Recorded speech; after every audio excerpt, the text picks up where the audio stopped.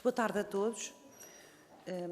Cumprimento aqui a Sra. Juíza Conselheira, doutora Maria João Tomé, felicitando-a pela candidatura ao cargo de Juíza do Tribunal Constitucional e, de acordo com o nosso regimento da Assembleia da República, ser-lhe-á feita uma audição, uma coisa simples, apenas porque já temos connosco o currículo, que não deixa grandes dúvidas sobre as competências e as capacidades da Sra. Juíza Conselheira, mas penso que lhe foi dito, não lhe foi enviado, mas foi-lhe dito já a grelha.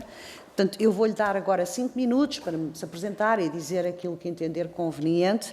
Depois haverá a intervenção dos grupos parlamentares, que poderão fazer-lhe uma questão ou outra, que entendam pertinente.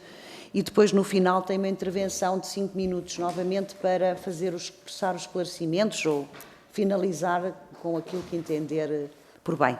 Portanto, agradeço já e cumprimento-a por estar aqui, bem-vinda à primeira comissão, e daria já a palavra à Sra. Juíza Conselheira para a apresentação de 5 minutos que irá fazer, com alguma tolerância, como é óbvio, não é uma coisa rigorosa. Deveria ser, mas às vezes não é. A palavra, Sra. Juíza. Muito obrigada. Antes de mais, também apresento os meus cumprimentos à Sra. Presidente desta primeira Comissão de Assuntos Constitucionais, Direitos, Liberdades e Garantias. Os mais respeitosos cumprimentos que são extensivos aos Srs. Deputados e às Sras. Deputadas que integram esta Comissão e, através das Senhoras e dos Srs. Deputados, também saúdo a Assembleia da República. É realmente uma honra enorme, uma honra extraordinária ter sido indicada como para o exercício das funções, designada para o exercício das funções no Tribunal Constitucional, assim que também é uma honra enorme para mim estar aqui hoje na Assembleia da República, a casa-mãe da democracia. Julgo que, de facto, estas audições parlamentares de candidatos a juízes do Tribunal Constitucional têm primacialmente como objetivo informar o voto das senhoras e dos senhores deputados, portanto, propiciando alguns elementos que possam auxiliar na aferição da capacidade e da idoneidade de quem se propõe ao exercício de tão nobre função.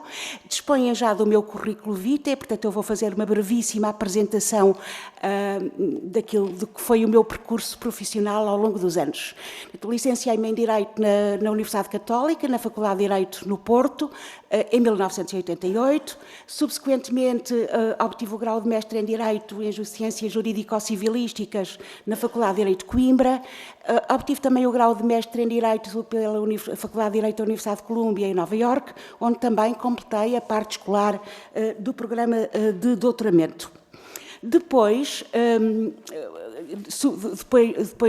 iniciei a carreira profissional, naturalmente, aliás, antes, licenciei-me em 88, imediatamente iniciei a docência, a carreira docente nesse ano de 1988. Na docência tive a oportunidade de lecionar disciplinas como Introdução ao Estudo do Direito, Direito Internacional Privado 2, Garantias do Cumprimento das Obrigações, Direito Bancário, Direito da Família, Direito Comercial, portanto, bastantes, um leque um bocadinho multifacetado de disciplinas, contrato de compra e venda, contratos civis, portanto, que tive a oportunidade de lecionar na faculdade. Tive a oportunidade também de participar em diversos cursos de mestrado e de pós-graduação, alguns deles coordenei-os também. Tive a oportunidade de participar em cursos de formação, em colóquios, em congressos, em organizações, tanto no país como fora dele, e tive, claro, naturalmente, também várias publicações científicas em diversas áreas do direito. Profissionalmente, fui também consultora. Integrei o Departamento de Serviços Jurídicos do Banco de Portugal, tendo nessa altura coordenado o seu núcleo do direito do mercado de capitais e desde 2018 que sou juíza conselheira do Supremo Tribunal de Justiça. Contacto, portanto, como veem, é a panóplia das disciplinas que lecionei na faculdade, nenhuma delas foi Direito Constitucional, o que não quer dizer que, com o primado da Constituição, a Constituição não acabe sempre por estar presente, até para o aplicador intérprete, o princípio de interpretação conforme a Constituição, e são áreas, o direito da família, o direito da segurança social, até o direito bancário, com a Resolução Bancária 2014, etc., que suscitaram dificuldades de conformidade com a Constituição, muitas questões que surgiram nestas alturas e que nós, na altura, estudamos naturalmente, portanto, os fundamentos de uma decisão ou de outra que poderia ser pronunciada a esse propósito. Como juiz do Supremo Tribunal de Justiça, aplica-se um pouco o que diz o professor Gomes Cantilho, que todos os juízes são também juízes constitucionais, ou todos os tribunais são tribunais constitucionais, porque, na verdade, muitas vezes se deparam com a pretensão das partes não aplicação de determinada norma jurídica com fundamento na sua inconstitucionalidade. E, naturalmente, o juiz tem que decidir, portanto, se satisfaz a pretensão que é apresentada ou se não a satisfaz. No meu caso, não tenho satisfeito essa pretensão, o que tem dado origem a recursos que mais tarde, felizmente ou infelizmente, mas têm confirmado a decisão que tinha sido adotada. Portanto, isto, claro, no sistema de fiscalização concreta, difusa, que está na base do nosso controle constitucional. Agora, naturalmente, o desafio que eventualmente poderei ou não vir a abraçar, já diz respeito a um controle no topo da pirâmide, não é? Portanto, a uma fiscalização que assume o modelo concentrado. Claro que nesta aceitação do desafio que me foi proposto, cuja decisão soberana compete à Assembleia da República, em cujo critério naturalmente confio, está implícito, aliás, acho que até está explícito, a consciência da responsabilidade inerente ao cargo que me proponho desempenhar e também a lealdade à Carta Magna, à lei fundamental, portanto, à Constituição, com o primado da pessoa humana, portanto, assente na dignidade da pessoa humana. Eu penso que já terei atingido os 5 minutos, portanto, coloco-me à disposição das senhoras e dos senhores deputados para responder às questões que considerem convenientes. Muito obrigada, Sra. Deputada. Eu passaria desde já a palavra ao Grupo Parlamentar do PSD, à Sra. Deputada Andreia Neto. Tem a palavra, Sra. Deputada. Muito obrigada, Sra. Presidente, senhoras e senhores deputados.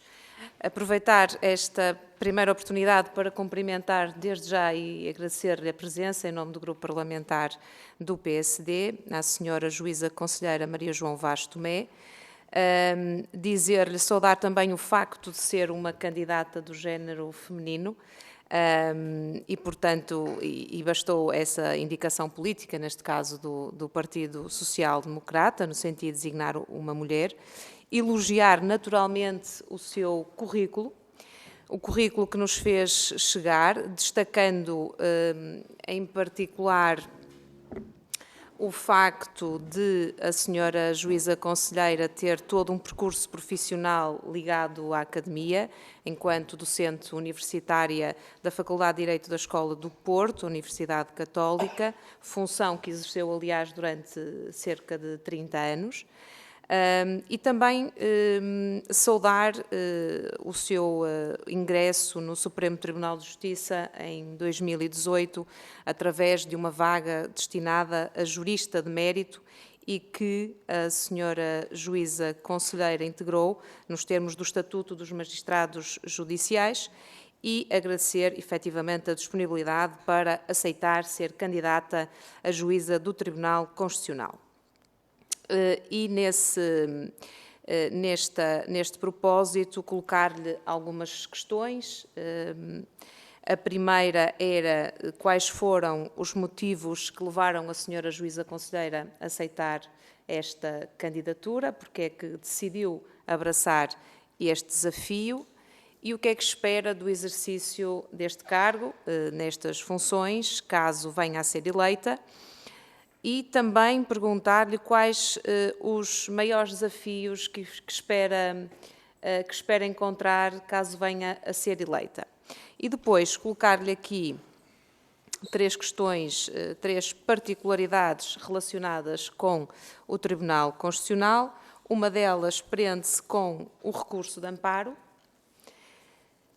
Portanto, em várias revisões constitucionais, nomeadamente em 89 e também em 97, foi discutida esta possibilidade de introdução do recurso de amparo. Depois, mais recentemente, este tema voltou a ser tema, digamos assim, e voltou a ser discutido no processo de revisão constitucional que foi aberto em 2022, no âmbito daquela que foi uma comissão eventual de revisão constitucional, mas que, entretanto, cessou com o termo prematuro também da legislatura, e em que foram apresentadas algumas propostas, e designadamente o PSD apresentou uma proposta nesse sentido, no alargamento do acesso à justiça constitucional, permitindo-se a consagração por via legislativa da queixa constitucional ou recurso de amparo constitucional contra decisões judiciais violadoras de direitos, liberdades e garantias, sujeito ao juízo objetivo de relevância pelo próprio Tribunal Constitucional. Esta chegou a ser uma das propostas que constavam desta revisão constitucional e, portanto, pedia-lhe, seria importante perceber qual é a posição da senhora juíza conselheira relativamente ao recurso de amparo. Depois, quanto aos processos pendentes no Tribunal Constitucional, colocar-lhe aqui também uma questão particular de perceber qual é a posição da senhora juíza conselheira, e aqui candidata, que posição assume perante os diversos pedidos de fiscalização sucessiva abstrata da constitucionalidade que se encontram atualmente pendentes no Tribunal Constitucional, designadamente um conjunto de normas relativas à Lei 22/2023, que regula as condições em que a morte medicamente assistida não é punível e que altera o Código Penal, e também sobre um conjunto de normas relativas à Lei 55/2023, que vai clarificar o regime sancionatório relativo à detenção de droga para consumo, independentemente da quantidade. Gostava que se pudesse pronunciar sobre estes processos pendentes, que se encontram pendentes no Tribunal Constitucional. E depois, uma última questão, que se prende com a impossibilidade de substituição de relator em sede de fiscalização sucessiva abstrata da constitucionalidade.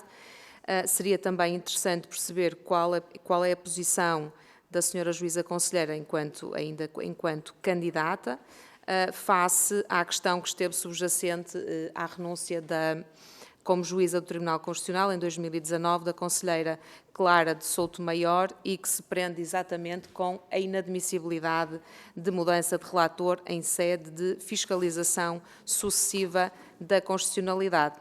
Portanto, eram estas as questões estas três questões mais concretas relativas ao Tribunal, relacionadas com particularidades com o Tribunal Constitucional, e depois todas as outras acerca dos motivos que a levaram a aceitar, o que é que espera, que desafios espera encontrar pela frente caso venha a ser eleita. Agradecer mais uma vez a disponibilidade. Muito obrigada, Sra. Deputada. A Sra. Deputada Isabel Moreira tem a palavra.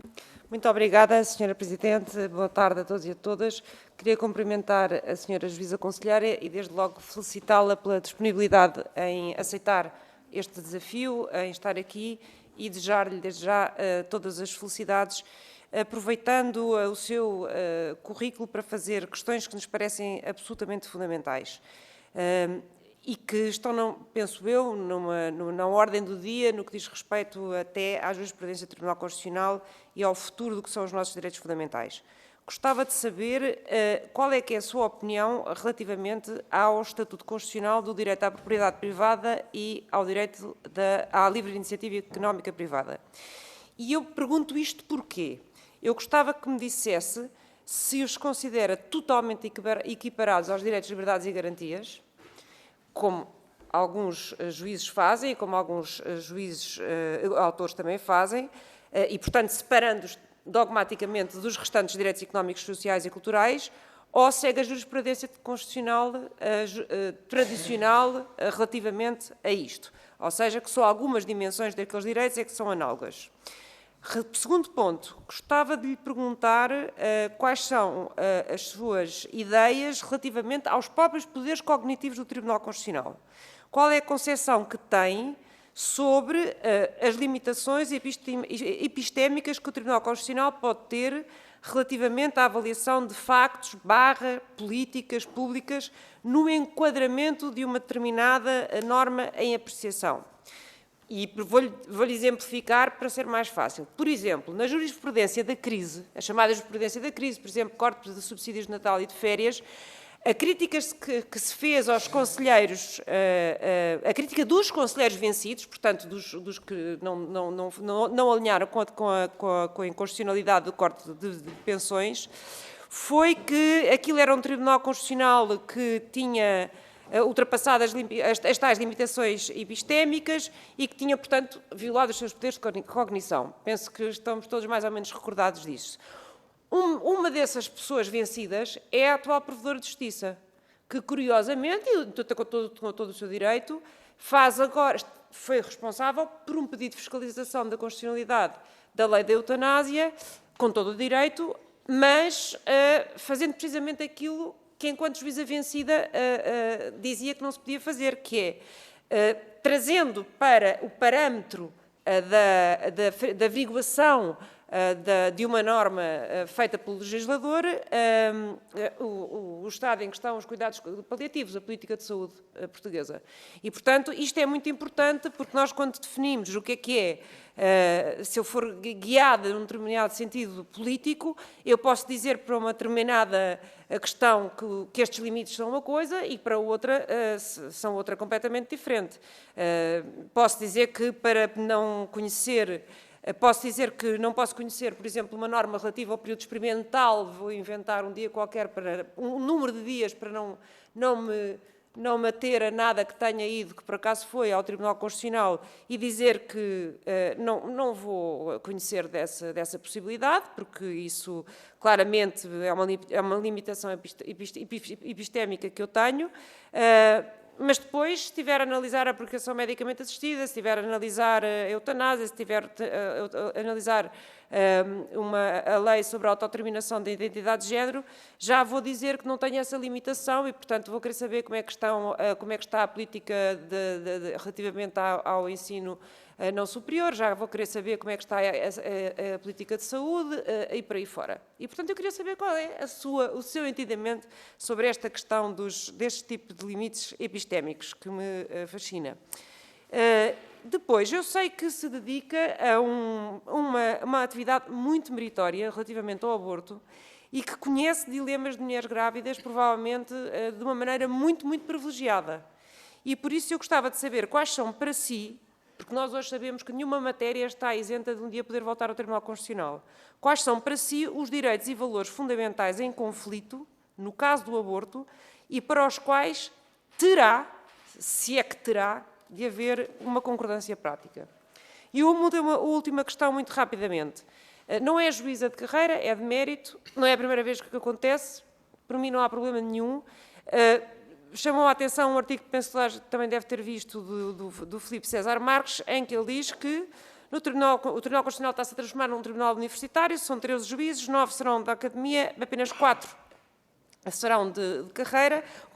O que a Constituição diz é que são 13 juízes, 10 eleitos pela Assembleia, 3 cooptados por este, devendo 6 deles ser obrigatoriamente escolhidos por entre juízes de restantes tribunais.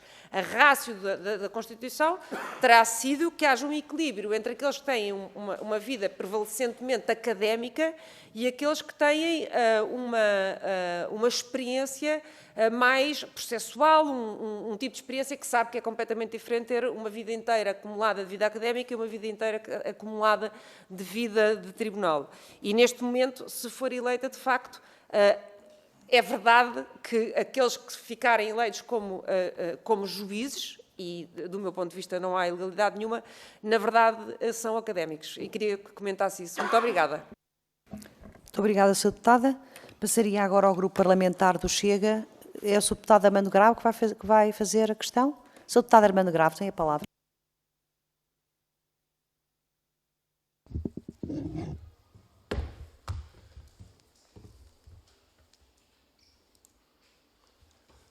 Muito obrigado, Senhora Presidente. E um cumprimento muito especial à senhora doutora Maria João Vaz Tomé, senhora juíza conselheira, não posso deixar de manifestar o meu gosto por estar aqui. Cruzámos-nos na Universidade Católica no Porto e tenho muito gosto em encontrar aqui nesta Casa da Democracia, também como candidata a juíza do Tribunal Constitucional. Muitas felicidades.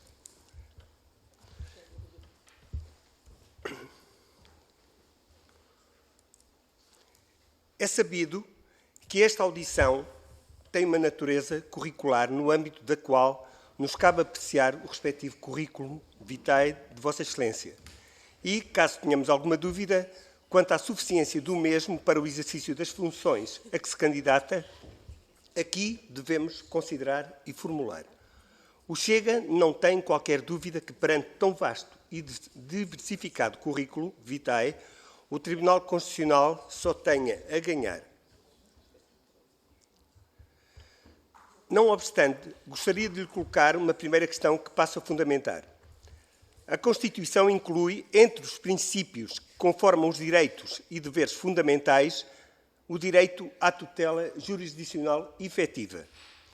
O número 5 do artigo 20 estatui que é dever do legislador assegurar a todos os cidadãos procedimentos judiciais céleres e prioritários que lhe proporcionem tutela efetiva e em tempo útil contra ameaças ou violação dos seus direitos, liberdades e garantias pessoais.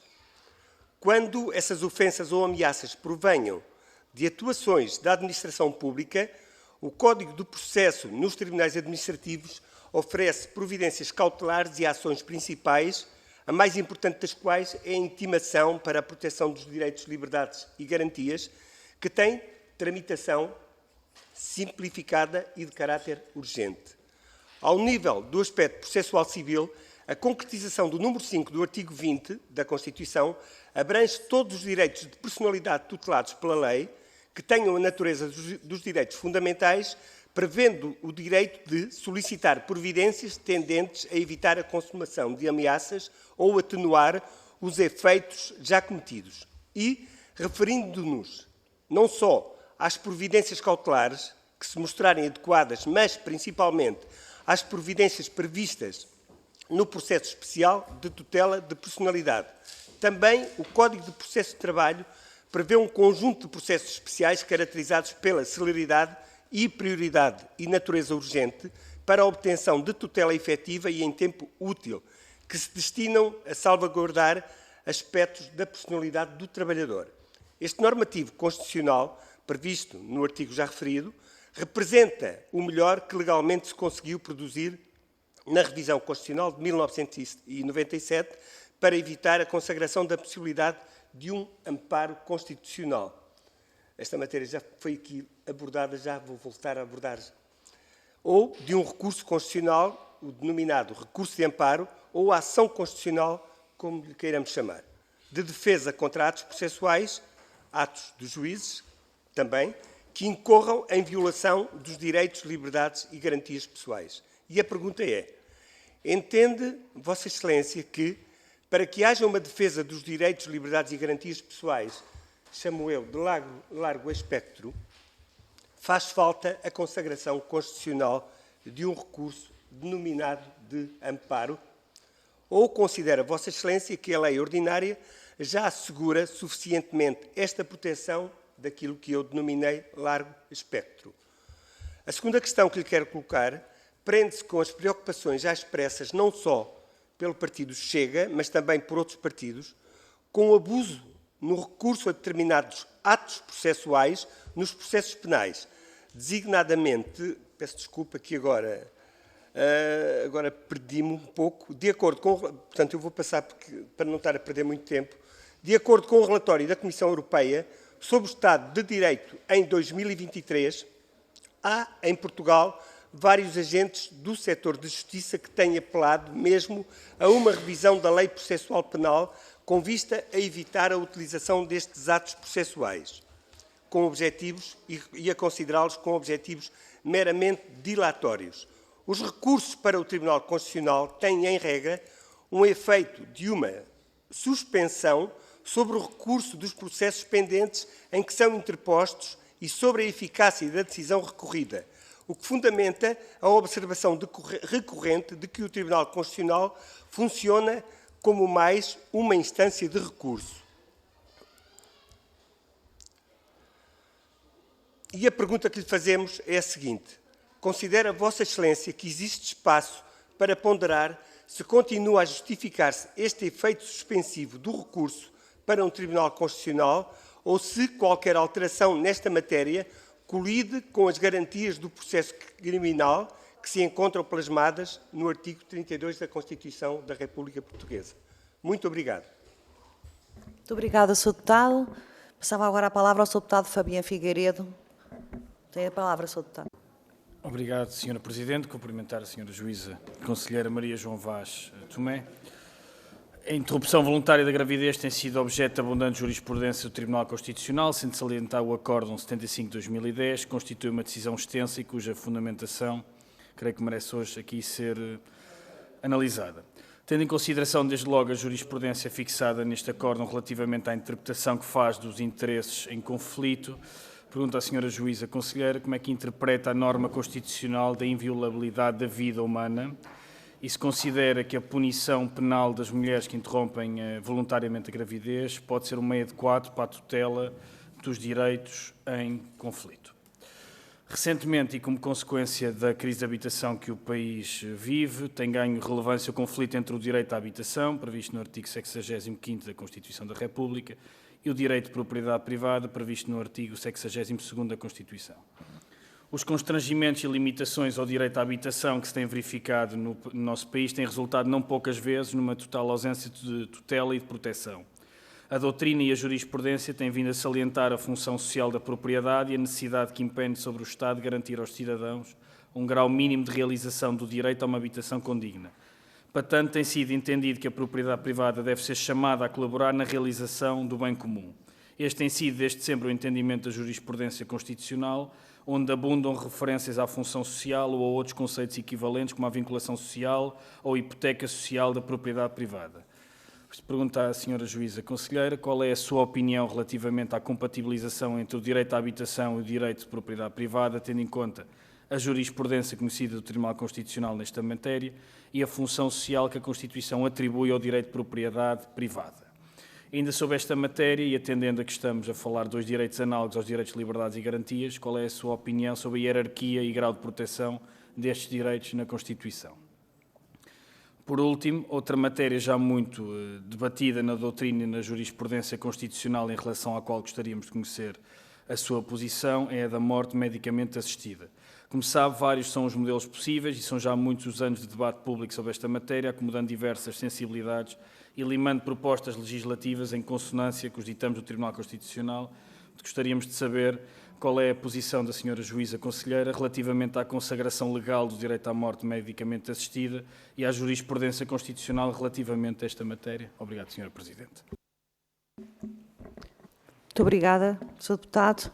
Eu ia passar agora a palavra à Sra. Juíza Conselheira, sem antes também lhe deixar uma espécie de um desafio. Ultimamente temos ouvido várias vozes dizendo que o Tribunal Constitucional, colocando em causa a existência de um Tribunal Constitucional e ponderando até a sua extinção. Gostaria de ouvir sobre as vantagens de manter um Tribunal. Qual é a vantagem e a mais-valia para um país ter um Tribunal autónomo constitucional em relação a todas as outras instâncias. E, portanto, era só deixar-lhe este desafio, uma vez que também tenho ouvido agora várias vozes neste sentido e gostaria de saber a sua opinião. Palavra, Sra. Juíza. Bom, agradeço as questões que me foram colocadas. Vou tentar responder. Algumas delas, confesso, que nunca pensei sobre os temas que me foram que foram objeto dessas questões, algumas delas. Bom, quanto aos motivos que me levaram aceitar, a abraçar este desafio, se eventualmente isso vier a concretizar. Na verdade, somos nós e as nossas circunstâncias, não é? Não se elaboram aqui propriamente planos, as circunstâncias da vida muitas vezes propiciam um determinado rumo, noutras alturas um rumo um bocadinho diferente, portanto é uma questão de sermos nós e as nossas circunstâncias, um pouco, portanto o facto de me encontrar atualmente nesta situação. É evidente que, portanto, como referi na minha apresentação, para mim é uma honra enorme terem-se lembrado de me designar para esse efeito e, com certeza, considero que será uma tarefa de altíssima responsabilidade e exercida com a máxima seriedade.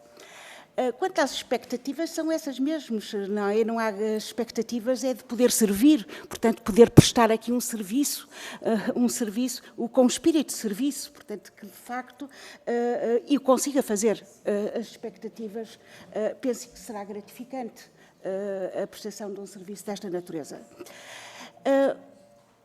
Os desafios grandes, naturalmente, no Tribunal Constitucional, quer dizer, para quem está de fora, como é o meu caso, eu penso que serão aqueles que têm que abordar questões de elevadíssima complexidade e de elevadíssima querela na comunidade social. Portanto, naturalmente que um juiz do Tribunal Constitucional é um juiz, portanto, não vai apreciar as questões de acordo com a sua convicção pessoal, de acordo com a sua consciência, embora às vezes, quer dizer, haja espaços de difícil distinção, mas há sempre um esforço de auto-objetividade.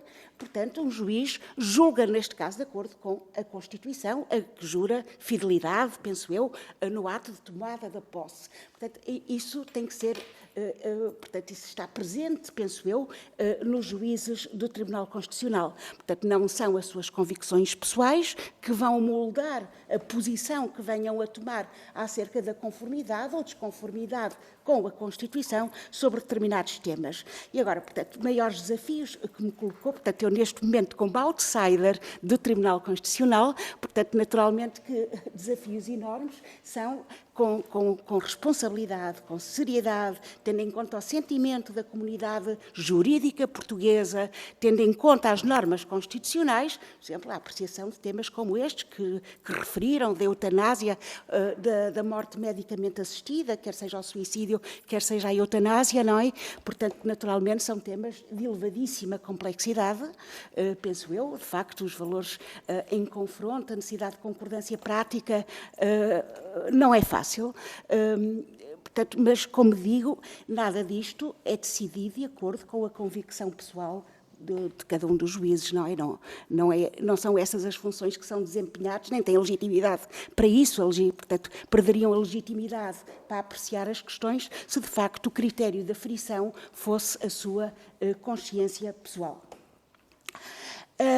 Quanto aos processos pendentes que a senhora deputada colocou, eu penso, portanto, que eu não posso propriamente pronunciar, um juiz não pode antecipar sentidos de voto, não pode comprometer-se acerca da decisão que eventualmente virá a tomar, deontologicamente não é minimamente aconselhável, até porque que são questões, quer dizer, que merecem e implicam uma reflexão aprofundada que neste momento as pessoas nem fizeram, portanto uma reflexão aturada, um estudo sério, demorado, etc.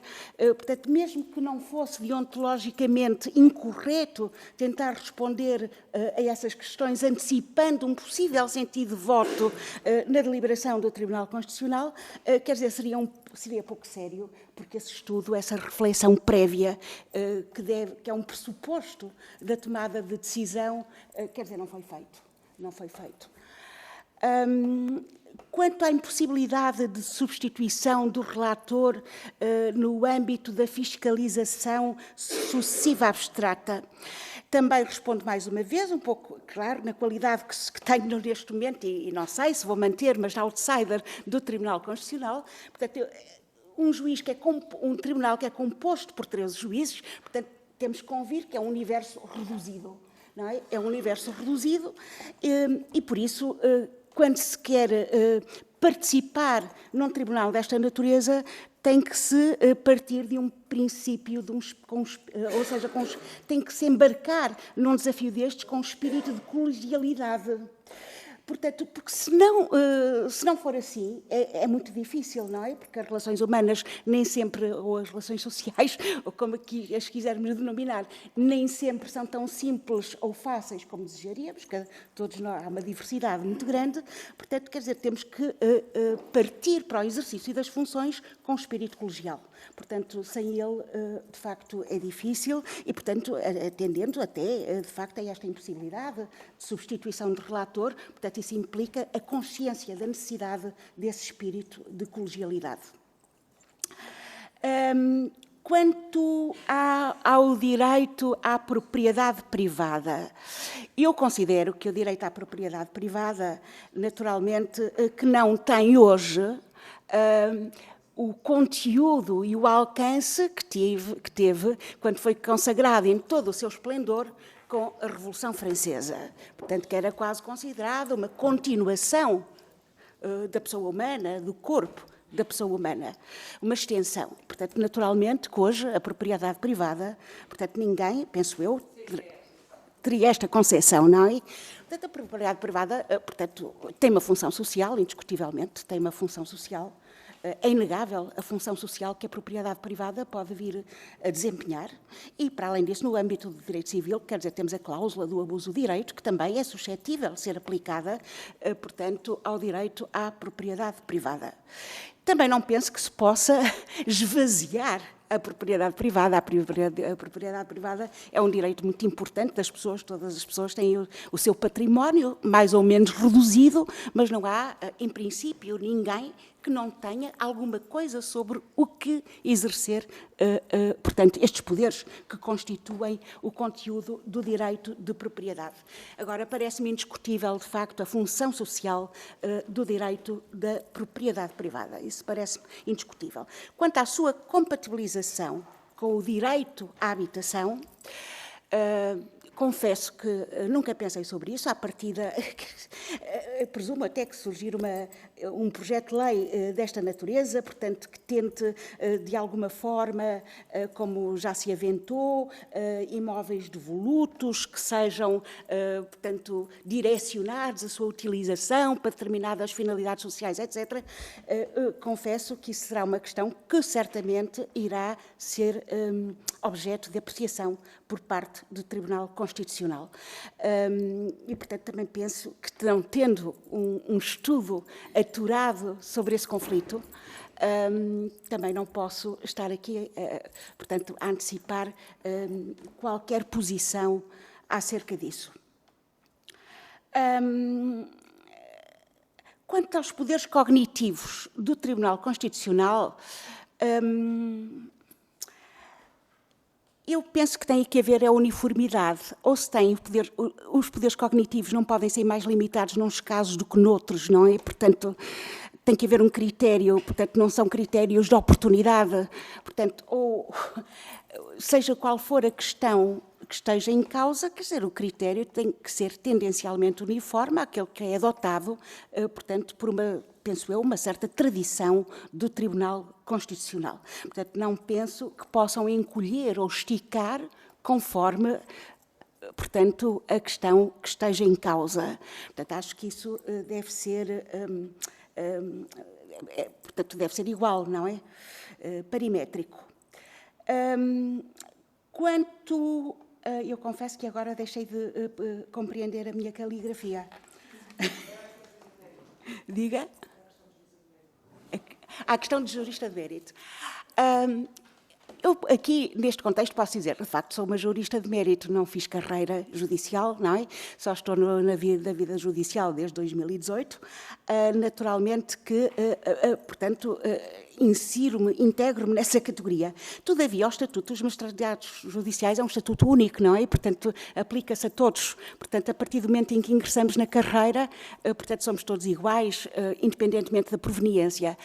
Acho que o Tribunal Constitucional não perde, pelo contrário, e não estou a falar do meu caso, quer dizer, mas em abstrato, não é? Não, pela diversidade, proveniências, etc., portanto, de experiências, mundividências diferentes, acho que, de facto, talvez seja uma mais-valia, mas não estou a falar de mim, independentemente disso, não é? Em abstrato, teoricamente, portanto, acho que depende das circunstâncias concretas, não é? De cada candidato, presumo eu. Por outro lado, diga, senhora. Agora, a aligeirar, que já ultrapassou em muito os 5 minutos, aliás, já vai em 10.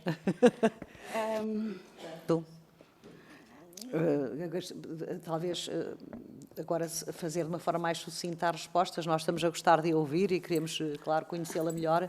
Eu já fui aqui bastante condescendente, mas não poderei ser muito mais. Portanto, o direito à tutela jurisdicional efetiva, que penso que é a questão que se me coloca, como digo, eu deixei de conseguir ler integralmente as notas que fui tirando.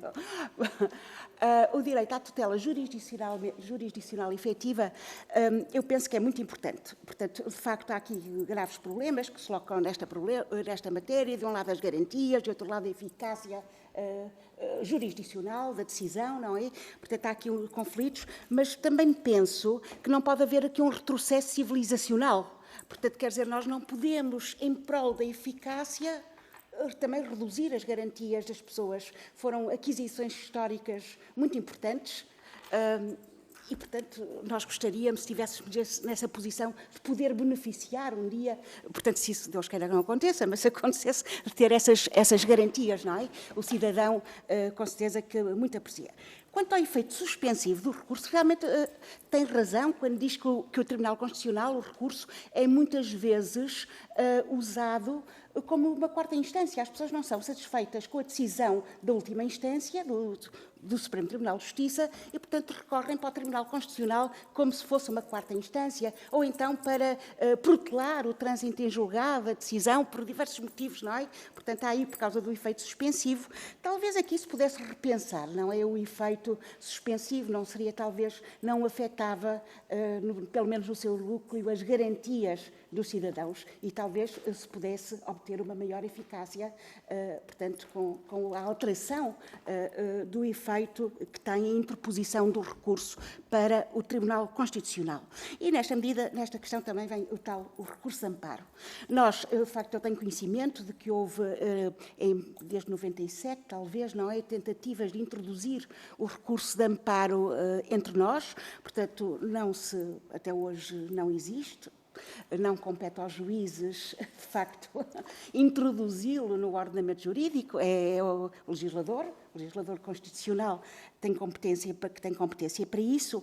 Talvez aqui isso implicasse uma reorganização do sistema constitucional, designadamente o sistema de fiscalização concreta da constitucionalidade, até a própria composição do Tribunal Constitucional, talvez não tivesse recursos, quer dizer, isto é um motivo de segunda categoria, com certeza. Portanto, do ponto de vista da conciliação com o sistema de fiscalização que temos neste momento, portanto, isso é mais importante. O recurso de amparo, de facto, poderia contribuir para uma maior tutela das pessoas, de facto, quer dizer, muitos dos recursos constitucionais são mal interpostos, são mal colocados, mesmo que não seja com esse efeito de protelar, etc., de uma quarta instância, as pessoas recorrem de decisões judiciais, não recorrem com base em normas ou com base em interpretações normativas, portanto, muitas vezes recorrem das decisões judiciais, portanto, acham que as decisões estão feridas de inconstitucionalidade e é com esse fundamento que recorrem para o Tribunal Constitucional. Não digo que seja por isso, mas talvez o recurso de amparo, portanto, fosse um mecanismo, isto requer reflexão, naturalmente, de assegurar bem, também com eficácia, os direitos, liberdades e as garantias, os direitos fundamentais, mas lá está, isso também os constitucionalistas, com certeza, que já se debruçaram sobre esse tema e certamente... Eu peço desculpa, mas vou ter mesmo que lhe pedir para terminar. Não sei se tem mais alguma coisa a acrescentar. Como?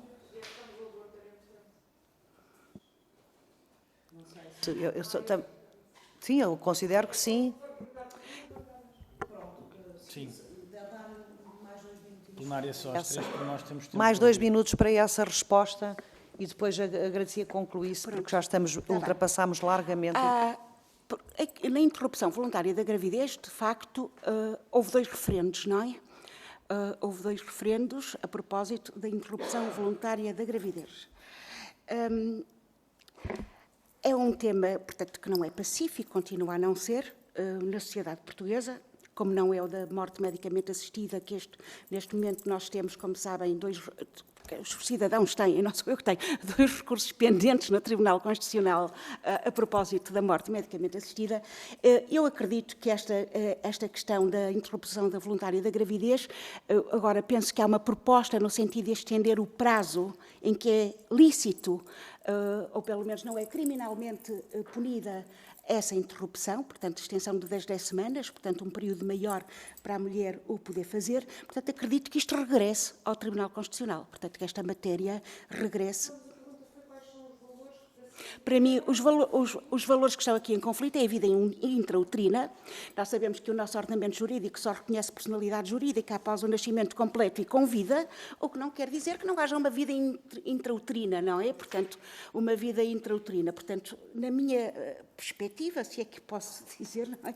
Há o conflito entre essa vida intrauterina e o direito da mulher, não é? Desde logo, a dispor do seu corpo. Portanto, há autonomia, autodeterminação, há o livre desenvolvimento da personalidade, portanto, há aqui um conflito. Portanto, eu reconheço a vida intrauterina, portanto, acho que há um conflito com essa vida. Não sei se posso dizer muito mais acerca da interrupção voluntária da gravidez. Acredito que, se for para a frente, essa extensão do período em que não seja punida a interrupção, que isto regresse ao Tribunal Constitucional, que naturalmente apreciará, portanto, de novo a questão, se houver também fundamentos novos que acresçam àqueles que já foram considerados, portanto, no acórdão anterior. Muito obrigada. Aproveito para agradecer a presença da Sra. Juíza Conselheira e a disponibilidade que teve para os esclarecimentos que aqui lhe foram pedidos. Desejar-lhe as maiores felicidades na votação e depois nas funções que irá exercer como Juíza Conselheira, terá sempre esta disponibilidade, toda a disponibilidade para o que necessitar da primeira comissão e desejo-lhe uma eleição segura para na próxima sexta-feira, amanhã, e, portanto, e felicidades no novo cargo e no trabalho que vai desempenhar. Muito obrigada. Agradeço a todos também a paciência e também as questões que me colocaram, interessantes. Obrigada.